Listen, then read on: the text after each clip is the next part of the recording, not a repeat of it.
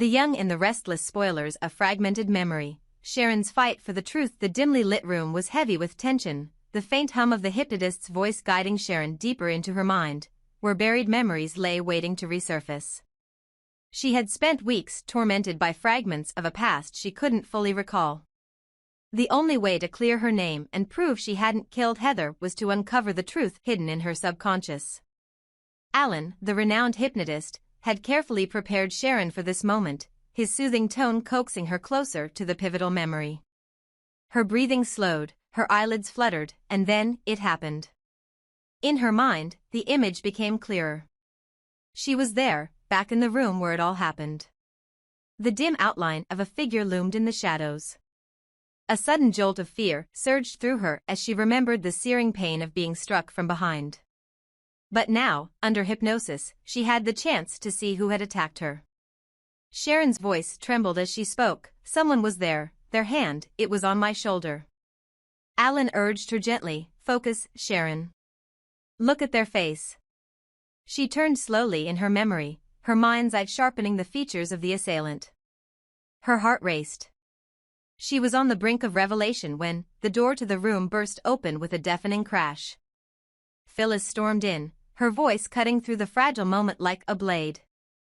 This is ridiculous. Stop this right now, she shouted. Startled, Sharon snapped out of her trance, the delicate thread of memory unraveling instantly. No, she cried, her hands clenching the armrests of the chair. I was so close. Phyllis's intrusion shattered the atmosphere. Alan's calm demeanor cracked slightly as he turned to Nick, anger flashing in his eyes. She's lost it, Alan said, frustrated. The memory is gone. A memory lost, a question unanswered. Sharon's hands trembled as she sat upright, trying to cling to the pieces of what she had seen. The sensation of the hand on her shoulder lingered, a strong grip, firm yet somehow cold. She had been so close to seeing the attacker's face, so close to the answers that had eluded her for weeks. Why would you do this, Phyllis? Nick demanded, his voice rising. He stepped between her and Sharon, his anger palpable. She was about to remember. Do you even care? Phyllis folded her arms, her face defiant but tinged with guilt. This whole thing is insane, Nick. She's manipulating you, making you believe her lies. It's not a lie. Sharon shouted, standing up. Her voice cracked with desperation. I didn't kill Heather, and I can prove it. Someone took that memory from me, and now it's gone because of you. Nick's patience snapped. Get out, Phyllis, he said, his voice low and firm. Now. Phyllis hesitated, but the fire in Nick's eyes left no room for argument. She stormed out, slamming the door behind her, her muffled protests echoing in the hallway. Nick turned and locked the door. Let's try again, he said to Alan. But Alan shook his head. Not now, he said gravely. The interruption was too jarring. Her mind won't settle back into the trance state tonight. The shadow of the unknown Sharon sank back into the chair, tears brimming in her eyes. The frustration was unbearable. I was there, she whispered, her voice hollow. I saw his hand. I could feel his presence. Why would he do this? Why would someone take my memory of that night? Nick knelt in front of her, gripping her hands tightly. We'll figure it out, he promised. You're not alone in this. But Sharon's mind was spinning. The man who attacked her, who was he? And why did he go to such lengths to erase her memory of that night? Her fragmented recollections were riddled with questions that only deepened the mystery. How had he managed to take her memory? Was it some kind of drug, or did he possess a skill far beyond her understanding? And why Heather? The night Heather was killed was a blur, but Sharon was certain she had seen something, or someone, that could explain it all. This wasn't just about clearing her name. There was a larger, darker truth at play, and she was caught in the middle of it. Phyllis's interruption outside. Phyllis continued to make a scene, her voice loud enough to penetrate the thick walls. This is ridiculous. You're all being played by her, she screamed. Her accusations, though unheeded, added to the chaos. Nick pressed his forehead against the door, his frustration evident. "She's not going to let this go," he muttered. "She's trying to sabotage everything." Alan sighed. "If we're going to get anywhere, we need to ensure she doesn't interfere again. Sharon needs a calm, controlled environment, or we'll lose any chance of recovering her memories." Sharon nodded, wiping a tear from her cheek. "I just need one more chance. I know I'll see him. I know I can prove it wasn't me." A glimmer of hope despite the setback, Sharon's determination burned brighter than ever. She replayed the memory over and over in her mind, trying to piece together what little she had seen. The hand on her shoulder, rough, strong, and strangely cold. The shadowy figure, tall and imposing. She couldn't shake the feeling that the answer was within reach. Nick placed a comforting hand on her arm. "We'll try again tomorrow. We're going to figure out who did this to you and why." Sharon nodded, her resolve hardening. Whoever had taken her memory must have had a reason, and she intended to find out what it was, even if it meant uncovering secrets more sinister than she could imagine. As the night deepened, Sharon sat alone, staring out the window. The city lights blurred into the horizon, but her mind was focused on one thing, the truth. Somewhere in the recesses of her mind was the key to it all. And no matter what, she was determined to unlock it. Phyllis's fury. A battle of truths and deceptions. The hallway outside the room echoed with the sharp, clipped sound of Phyllis's heels against the polished floor. Her face burned with frustration, her breaths quick and shallow as she paced back and forth. Behind the locked door, Sharon sat with Nick and Alan, still clutching at the elusive threads of her memory. To Phyllis, the entire scene was a farce, a calculated attempt by Sharon to escape justice. "This is ridiculous," she muttered to herself, her voice thick with disdain. "Hypnosis? Really? What's next, tarot cards and crystal balls?" She stopped pacing, her hands clenched into fists at her sides. Her mind raced, replaying the events of the evening.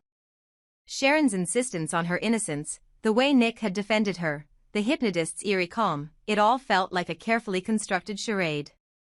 A part of her wanted to kick down the door and expose them for the manipulators she believed they were. The depth of Phyllis's hatred for Sharon wasn't new. It had festered for years, born from jealousy, betrayal, and a tangled web of shared history. But tonight, that hatred reached a boiling point. She could still hear Nick's words echoing in her mind, "Get out, Phyllis. Just leave." He had chosen Sharon over her. Again. The man she had once loved, trusted, and built a life with had turned his back on her, all for the sake of a woman who was, in Phyllis's eyes, a pathological liar. "Sharon wants to escape justice," Phyllis hissed under her breath, her eyes narrowing. "She wants to wash her hands of Heather's blood and play the victim. Well, not on my watch." To Phyllis, the idea of Sharon clearing her name through hypnosis was laughable. She was certain that no court would take it seriously. Telling a judge that some mystical trance proves her innocence? Phyllis scoffed aloud. "It's pathetic. And everyone in that room knows it." A relationship shattered. Her anger, though fiery, was laced with a bitter sadness. She and Nick had been through so much together, but this felt like the breaking point. His unwavering support for Sharon had driven a wedge between them that Phyllis knew would never be repaired. When she had stormed into the room earlier, it wasn't just to disrupt Sharon's hypnosis, it was a last, desperate attempt to make Nick see reason. But instead of listening, he had turned her away. Phyllis leaned against the wall, her nails digging into her palms as she fought back tears. She hated the vulnerability coursing through her, hated how much Nick's rejection still hurt. "Fine," she muttered bitterly. "If that's how he wants it, then so be it. From now on, there's nothing between us. No trust, no partnership, no love." The words tasted like ash on her tongue, but she forced herself to believe them. Nick had made his choice, and Phyllis was done fighting for someone who would always choose Sharon over her. A futile fight. Despite her anger, Phyllis couldn't shake the nagging feeling of powerlessness. What could she do to stop this madness? She had tried reasoning with Nick, but he wouldn't listen. She had tried disrupting the hypnosis, but Sharon's story was already gaining traction. Even if Phyllis believed it was all a lie, she had no concrete proof to expose it. "Damn it," she muttered, her voice breaking. "What am I supposed to do now? Stand by and watch them let Sharon walk free?" Her anger flared again, but this time it felt hollow. She could scream, argue, and fight, but deep down, she knew it wouldn't change anything. Nick was determined to believe Sharon, and nothing Phyllis said or did would convince him otherwise. The cost of anger. Phyllis stormed out of the building, her steps quick and unsteady. The cold night air hit her face, but it did little to cool her fury. She felt like a spectator in a twisted play, watching as Sharon manipulated everyone around her. And yet, for all her indignation, Phyllis couldn't deny a gnawing doubt at the back of her mind.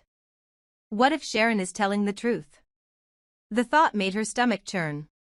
Phyllis shook her head violently, rejecting the idea. "No," she said aloud. "Sharon's guilty. She has to be."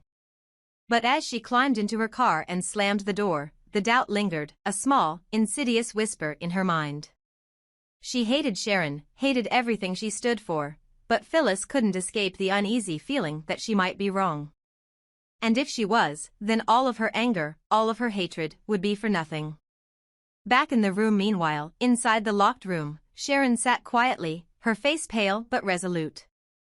"She's not going to stop," she said softly, referring to Phyllis. "She'll do everything she can to ruin this." Nick sighed, rubbing his temples. "Let her scream all she wants. It doesn't matter. What matters is getting to the truth." Alan nodded in agreement. "We'll try again tomorrow," he said. "But Sharon, you need to prepare yourself. This process isn't easy, and interruptions like tonight can make it even harder." "I'm ready," Sharon said firmly. "I don't care what Phyllis says or does. I need to prove my innocence. I need everyone to know I didn't kill Heather." Nick placed a reassuring hand on her shoulder. "We'll get there," he said. "Together." But even as he spoke, the sound of Phyllis's car engine roaring to life echoed faintly through the window. Her departure felt like a storm retreating into the distance, leaving behind a trail of chaos and uncertainty. Whether or not she would return was anyone's guess. But for now, one thing was clear: the fight for the truth was far from over.